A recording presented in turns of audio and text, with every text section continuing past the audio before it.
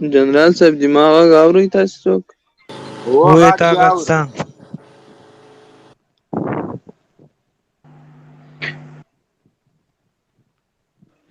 علي حیدر صاحب مهرباني وکړه کوم نظر لري کومه پوښتنه جی قدرت صاحب مننه. زه به جنرال صاحب سره خبرې کول غواړم، هغې نه ورته تپوس کول غواړم. اول خو سلام علیکم جنرال صاحب، ستاسو ماشاءالله ډېر غټ نوم دی او ستاسو ډېر غټ فینس دي. زه به یو خبره وکړم جنرال صاحب او تپوس هم دی چې کله د افغانستان نه امرالله صالح اشرف غني دی چې کله پی ټی ایم او دغه ته سپورټ کوي یا د التنه خلق کوي، نو لکه دلته چاپی ګیلنی خلق وی خیر دی کوي دي، خو چې کله د دلته نه پښتانه یا د اسلام غختون کې خلق طالبانو ته سپورټ کوي نو دوی مونږ ته وایي چې تاسو دهشتګردي تاسو دای، نو دا ولې دا منافقت ولې داسې دی؟ لکه آیا ستاسو په زړه کې د پی ټی ایم دپاره محبت راتلی شي زمونږ په زړه کې چې زمونږ د کوم امت افتخار افغان طالبان دي د هغوی دپاره که زمونږ په زړه کې محبت دی یا مونږ ورته په سوشل میډیا باندې سپورټ کوو، نو آیا مونږ په هغې باندې دهشتګرد شو یا دا مطلب دا منافقت ولې داسې دی؟ مبین صاحب تاسو نه مې دا تپوس لا دی. مقدرمان لر اول خو دا دهشتګر لفظ دا بهرنی لفظ دا د کفارو د صلیبیانو د امریکایانو لخوا یو جوړ شوی لفظ ده. بل تنه پی ټی ایم نه ده وروره، دلته نیشنلستان سیکولران ټول دغه د کابل د ګوډاګۍ ادارې سپورټ کوي. تاسو به د غټ پوزي عوامي نیشنل ګوند زوی هغه دبا سارې زه لکه د غویي غوندې څه نومېږي عقاب صاحب ته خالي دا نومونه راته اخله د اسپندیار ایمل نومیږي ایمال ولی اسپندیار خان علي خان سارې لکه اسپندیار د علي غویي خان غوندې دا د هغه بیانونه چې واوري هغه دا نه چې تنه د هغه حکومت سپورټ کوي، فتواګانې ورکوي، مفتي ته جوړ شوی ده. په ټول عمر چېرته جومات کې مونځ نه کوي، هغه وایي د طالبانو جګړه روا او ناروا ده. نو دلته په پاکستان کې زمونږ په افغانستان کې او هلته ستاسو ملک پاکستان کې ډیر سیکولر ګوندونه دي، هغه که پیپل ده که نیشنل ده که دغه بل محمود خان اچکزی ده که دغه څه سیکولران د سرې ټوپۍ والا دي، دوی براله دي، هغوی په هر هغه کې شریک دي، طالبانو ته ترورستان وایي. لیکن دلته ستا په خبره که یو څو اهل اسلام والا دین غوښتونکو والا هغوی طالبان خوښ کړه یا د طالبانو په باره کې اظهار د خوشحالۍ وکړه، د هغوی په کامیابۍ خوشحاله شو، په دوی باندې اسمان نه تاندر را پرېوځي. راځئ موږ د دوی په دې خبرو پسې ونه ګرځو، موږ خپلې مبارزې ته، خپل اخلاص ته، خپل ورورګلوۍ ته، دواړه طرفه اسلامي ملکونه دي، اسلامي باشندگان دي، خلک دي، یو کلتور خلک دي، د یو مذهب او د یو دین خلک دي. دغه لږ سیکولران هغه که په پاکستان کې دي او که په افغانستان کې، موږ ورته کمونستان وایو، تاسو ورته نیشنلستان وایي، د سرو جنډو والا. دا هلته هم د سړي زامن نه دي په پاکستان کې او دلته په افغانستان کې هم د سړي زامن نه دي. هغوی د روسانو طرفدار دي، هغوی د انډیا د را کسان دي، په افغانستان کې هم دغه د را کسان شته، په پاکستان کې هم شته. دوی غواړي چې دغه دواړه ګاونډي هیوادونه، اسلامي هیوادونه یو بل سره واچوي او هغه خو یې لا څه کوي چې بیا همدغه خلک د کومانډویانې راغلل هلته پاکستان ته ورغلل، هغوی ته یې ویلې بہت بہت شکریه. دغلته بیا مونږ خفه شو چې هلته ورته دشمن وایي، هلته ورته تسلیمیږي او بہت بہت شکریه ورته وایي. سړیه نو بہت بہت شکریه خو مه وایه، ټوپک هم در سره ده او پنجاب د دښمن هم ده، بس پې ورځه که نه. دا بہت بہت شکریه بیا په کومه معنا باندې؟ نو دغه بہت بہت شکریه ته نه دغه سیکولر ایمل ولی څه وویلې، نه هغه دبسري خنزیر اچکزي ورته څه وویلې، نه دغه د تاسو په دې پارلمنټ کې چې ناست ده څه نومېږي هغه داوړ، هغه ورته څه وویلې. محسن داوړ باید چې دلته ټولو بہت بہت شکریه ویلې وای. نو مونږ مسلمانان یو خلک یو، د دنیا له هر ګوټ نه چې د مونږ حمایت څوک کوي، د طالبانو د صف، د طالبانو د دریځ، د طالبانو د راسته راوړنو، د هغوی په فداکاریو باندې چې هر څوک افتخار کوي، طالب سره مرسته کوي، مونږ هر کلی ورته وایو. دا د هر انسان مسلم حق ده چې له هر چا نه دفاع کوي. نه په دې مونږ شرمیږو، نه پې عار کوو، بلکې افتخار پې کوو چې د نړۍ په هغه سر کې په امریکا کې یو مسلمان د اسلامي امارت له زعماو، د هغوی له عساکرو، د هغوی له مجاهدینو نه دفاع کوي. بیا په ګاونډ کې د مونږ په پاکستان کې ده، که په تاجکستان کې ده، که په ایران کې ده، مونږ ټولو ملکونو سره الحمدلله حسنه تعلقات لرو. تاجکستان سره د موږ ښه سفارتي تعلقات اوس هم برحاله دي. هلته ګمرکات په ایران کې، په پاکستان په بارډر باندې، دې ټولو کې یوه ګیله کله کله موږ ته درېږي، دغلته دوګنه پالیسي ده. د مشران دي طبعا په پاکستان کې د امریکا د اثر لاندې سیاستدانان دي، هغوی د امریکا اشارو ته ګوري.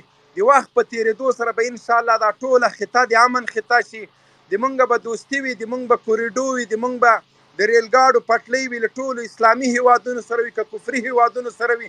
زموږ به ترانسپورت افغانستان به یو څلور لارې، دا به د امن هیواد وي. ټول ملکونه، ټول مسلمانان کولی شي په افغانستان کې سیاحت دپاره، بزنس دپاره، د کاروبار دپاره راشي. یو امریکایي راځي په افغانستان کې بدماشي کوي، ټانګونه په سرکونو باندې ګرځي، ولې یو پاکستانی، یو تاجکی، یو ایرانی نشي راتللی؟ ښه تجاران موږ لرو په اسلامي نړۍ کې. ټولو نه مو دا هیله ده چې د طالبانو په راتلو سره افغانستان کې بزنس وکړي، کارخانې وکړي، خلکو ته روزګار ورکړي، خلکو ته کمیونټي ورکړي، خلکو ته د کورونو د جوړولو لپاره لاس په کار شي. دا یوازې افغانان نه، دا د ټولې نړۍ مسلمانان تجاران انشاءالله دې ته متوجه دي. د ګازو پایپ لاینونه، د ریل ګاډي، د سرکونو، د موټروې، دا ټول هیوادونو دا ژمنه کړې ده. د چین کوریډو دا به ځي په افغانستان باندې به تېرېږي. افغانستان به یو ښه اقتصادي هیواد وي. د ټولې نړۍ دپاره د راکړه ورکړه دپاره به یو مارکیټ وي، یو ارزانه مارکیټ به وي، له ټکسونو نه صفا به وي. ځکه افغانستان داسې یو هیواد ده چې هغه له IMF نه قرضداره نه ده، خپله پالیسي به په خپله ازادانه جوړوي انشاءالله. بالکل جنرال صاحب، یو هغه ته پاکستاني ډونو ته کومه د مسلمان ولس ته ورته وایم چې همدا کمونستان ختم کړئ. که چېرته نه غواړئ چې تاسو په کورو کې پردي وګرځي، نو د همدا کمونستان ختم کړئ. دوی د څه مادیاتو لپاره پردي تاسو کورو ته هم راوستی شي، لکه څنګه چې دا 2 ځلې دي موږ کورو ته راوستل. نو همدغه کمونستان ختم کړئ، دا باید تاسو دوی منصور صاحب هغه خلک یوازې خولې ور ژوندۍ ده، چا خبره خولې ژوندۍ او هغه مړې دي، نور هیڅ د مقاومت توان نه لري. هغه خلک یو څو محدود خلک دي، یا په هغه ملت کې منفور دي، په افغانستان کې منفور دي، یوازې خولې پورته کوي، خولې وازې کړي دي. مغه ښځو سره په مجالسو کې اوسېدل، د ښځو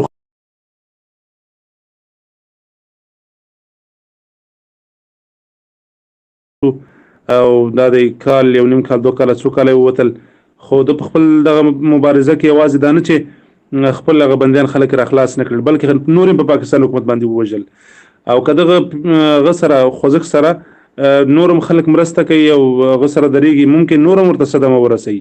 خو هغه څو محدود خلک دي، او که هرې خوا ته ورته امتیازات وخورېدل د سپیو په رقم هغې خوا ورغاپي، نور هغه ډېر قابل د بحث نه دي. که څنګه جنرال صاحب؟ بالکل عقاب صاحب محترم، هغوی خپل هغه ملاتړ او محبوبیت له لاسه ورکړی ده. هغه که نیشنل ګوند ده، هغه که اسفندیار ولي غټ پوځی ده، هغه که ایزیلوډ بابا ده، هغه که دغه نوي ډمان دي، دوی په پاکستان کې هغه 2 کاله مخکې محبوبیت وس نه لري. اسفندیار ولي خان دوی ولسي ملاتړ له لاسه ورکړی ده. د دوی غونډې په پاکستان کې ډېر کمرنګه شوي دي. دوی غوښتل چې د بولدک له فتح نه وروسته یو څه لاریونونه په لاره واچوي چې په هغه کې هم ناکامه شول. اصلا خبره دا ده چې پاکستان زمونږ په ګاونډ کې پروت هغه هیواد ده چې موږ 200 کیلومتره سرحد ورسره لرو، لا له ده نه هم زیات. نو موږ له دوی سره حسنه تعلقات غواړو، د دښمنۍ په بنیاد باندې نه غواړو چې له دوی سره په سنګر کې واقع شو. موږ غواړو چې دوی سره ښه ډیپلوماسي ولرو، ولسونو سره ښه راشه درشه ولرو. دواړه طرف ته یو ملتونه پراته دي. تش په آواز باندې دا نه کېږي چې لر او بر یو افغان. دا غلطه ناره ده، دا مرداره ناره ده، دا کرغېړنه ناره ده. دا د دوی خپل د اهدافو د لاسته راوړلو دپاره یوه ناره ده. راځئ موږ لر او بر یو مسلمان ووایو، پنجابی ده که سندی ده که پښتون ده که هر څوک ده، که عرب ده که عجم ده، موږ مسلمان ملتونه یو. موږ له یو بل سره ښه تعلقات ولرو، ښه راشه درشه ولرو، ښه تجارت ولرو. که زموږ مشران غواړي چې دغه دواړه ملتونه مسلمان ملتونو ترمنځ تعلقات خراب کړي، هغوی ته وایو چې حسنه تعلقات زموږ په ګټه دي، زموږ په ګټه او په تاوان باندې هغه شیونه دي چې کوم دغه سیکولران غواړي. دوی له روسانو او له رانه تشکیلیږي. دا اوس هم په افغانستان کې د مظلومو افغانانو وینې د همدغه هندوستان د تیارو په بمبارونو کې تویږي. دا نن په هلمند کې، پرون په هلمند کې د مظلومو افغانانو وینې همدغه هندوستاني تیارو توی کړي. ډېر د افسوس جای ده چې د احمدشاه ابدالي د بچیو وینې هغه څوک تویوي چې هغه په ډیلي باندې حکومت کړی ده. ډېر د افسوس او د عار جای ده چې هغه څوک چې غوا ته سجده کوي راځي د احمدشاه بابا د لمسیو وینې تویوي. خو هندوستان او د هندوستان خلک دی واوري که حکمرانان له دغه مردار سیاست نه تیر نه شول، لرې نه ده چې یو ځل بیا موږ په ډیلي باندې واک او راج چلو. موږ ملتونه ویښ ملتونه یو. موږ امریکا په ګونډه کړې د هندوان د غوا زامن.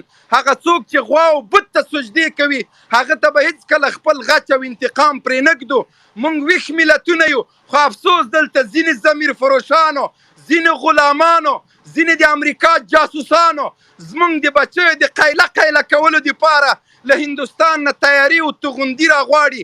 هندوستان دی واوري د دوی دا بې غیرته ملت دی واوري، دا د غوا زامن دی واوري چې موږ بیا هغه خلک نه یو چې غچ چاته پرېږدو. موږ صبر کوو، حوصله کوو، د دښمن په وړاندې درېږو. خو زمونږ دا عجز، زمونږ دا ملنګۍ ته په سپکه مه ګورئ. هندوستان که نران وای، هندوان که نران وای، ډیپلوماتان به یې له هندوستان نه له قندهار نه تښتېدل. دوی د زمونږ د غازیانو ګزارونو ته انتظار شي. اوس هم سر وخت ده چې هندوان د راو د سک زامن له هوش نه کار واخلي، نه له جوش نه. مونږ هماغه افغانان یو، هماغه د احمدشاه د ابدالي بچیان یو چې په هندوستان باندې مراج او سلطنت چلولی ده. الله اکبر. الله ډیره مننه الله جنرال. اکبر. ډېره مننه جنرال صاحب. محمد موسی محمد زید صاحب څوک خبرې کول غواړي؟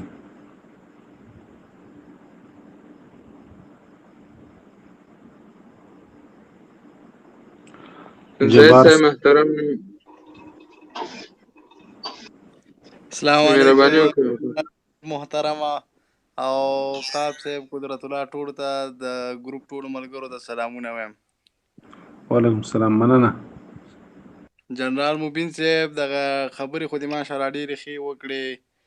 بس ولا د مالې په بدن ویښته ودرول او په سر باندې ډېرې خوندورې خبرې دي. خو دا یوه خبره کې سره هغه نه یم چې تا ویلې د پاکستان او د افغانستان دواړه اسلامي مملکتونه دي، دواړه خو دي، خو نظام پکې څنګه دی؟ دغه جواب جنرال صاحب ما ته راکړه. ما د نظامونو خبره نه ده کړې وروره، نظامونو خبره مې هېڅکله نه ده کړې. په پاکستان کې د لارډ میکال قانون د اسلامي نظام پکې نشته. جنرال صاحب زه تا خبرې بالکل صحیح، ما د مسلمان ملتونو خبره کړې ده.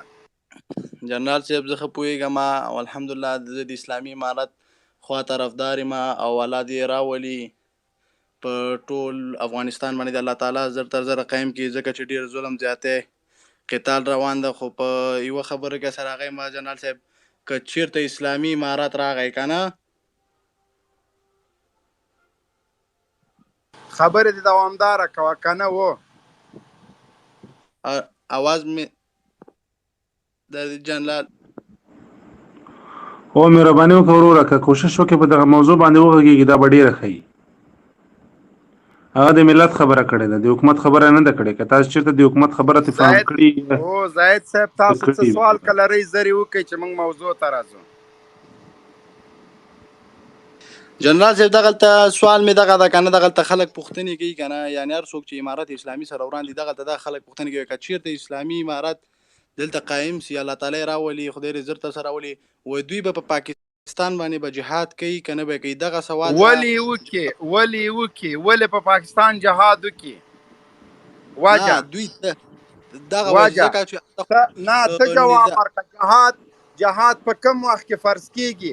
پاکستان باندې نه خبرې ته غوږ زاید افغان صاحب بوسې لاندې اوبه مه وړه. جهاد په یو ملک باندې هغه وخت فرض کېږي چې کله خارجیان پې باندې اشغال وکړي. فرض که په هندوستان په پاکستان حمله وکړله، په پاکستانیانو باندې جهاد فرض عین ده، په موږ افغانانو فرض کفایي ده چې له پاکستان هیواد نه دفاع وکړو. صحیح شوله؟ اسرائیل په پاکستان حمله کوي، موږ باندې فرض کفایي ده چې خپل د ورونو د دفاع په خاطر باندې له دوی سره ودرېږو. لکه څنګه چې د روسانو وخت کې چې کله روسانو په موږ حمله وکړه، پاکستان هیواد 80 میلیونه 6 میلیونه افغانانو 15 لکه تر 90 لکه افغانانو ته ځای ورکه په خپل هیواد کې خپله ډوډۍ ورسره نیمه کړله دغسې به موږ هم دوی سره خدای دې هغه ساتنه کوي چې پاکستان باندې کوم کفري هیواد حمله کوي دا یو اسلامي هیواد د دلته زرګونه مدرسې دي په لکونو جماعتونه دي دا هیواد موږ نه غواړو چې څوک پې باندې حمله وکړي په دې هیواد باندې جهاد هغه وخت فرض عین ده چې کله پې باندې یو ملک حمله کوي زه څنګه پاکستان باندې د جهاد فتوا ورکم په کومو شرایطو وجه څه ده نه غواړو زاهد صاحب چې د بوسو لاندې اوبه ویسو د افغانانو پالیسي د افغانستان پالیسي معلومه ده د اسلامي امارت اسلامي امارت صحیح ده زید صاحب بخښنه غواړم بحث له موضوع نه خارجېږي نو ښه به دا وي چې په موضوع باندې وغږېږو دلته ډېر زید صاحب ته موضوع بلې خواته وړې پاکستان هیواد زموږ همدغه جواب ته په خپله پوهېږې زید صاحب کوشش وکړه چې بحث بلې خواته مه وړه پاکستان یو مسلمان ملت ده پاکستان باندې جهاد په هیڅ صورت باندې زمونږ حق نه جوړیږي چې د پاکستان د خلکو دپاره مونږ ازادي واخلو صحیح شو مونږ خپله په خپلو وینو کې لت پت یو زمونږ هیواد وران ده مونږ کنډوالی مونږ په یو پیړۍ کې 3 امپراتوریانې ړنګې کړي دي مونږ په هر کور کې 10 شهیدان لرو پاکستان خپله ویښ ملت لري مسلمان ملت لري هغوی خپله کولی شي چې په خپله خپل ځان ته هر رقم قانون غواړي هغه وکړي زمونږ په ګاونډ کې ایران شیعه ملک ده مونږ نشو کولی چې هلته حنفي قانون راولو هلته فقه حنفي نافظ کړو په بل ګاونډ کې مو تاجکستان دی یو سکولر هیواد ده هلته په ګیرې پابندي ده هلته مدرسې نه پرېږدي زمونږ په بل ګاونډ کې چین ده مونږ نشو کولی چې خپل ګاونډیانو ته په خپله خوښه قوانین راولو مونږ د افغانستان په دایره کې د طالبانو واضحه پالیسي ده نه افغانستان چاته پرېږدي نه په بل چا باندې له افغانستان نه حمله کولو ته څوک پرېږدي نو تاسو د بوسو لاندې اوبه مه وړئ زید صاحب السلام علیکم و رحمت الله وبرکاته صدای من بله السلام علیکم و رحمت الله وبرکاته جنرال صاحب صدای مرا داریم وعلیکم بله السلام بله من کدام سوال نداشتم در قدم اول که فقط همقدر میخوایم گپ خود کوتاه کنم به مو کسایی که طرفداری دولت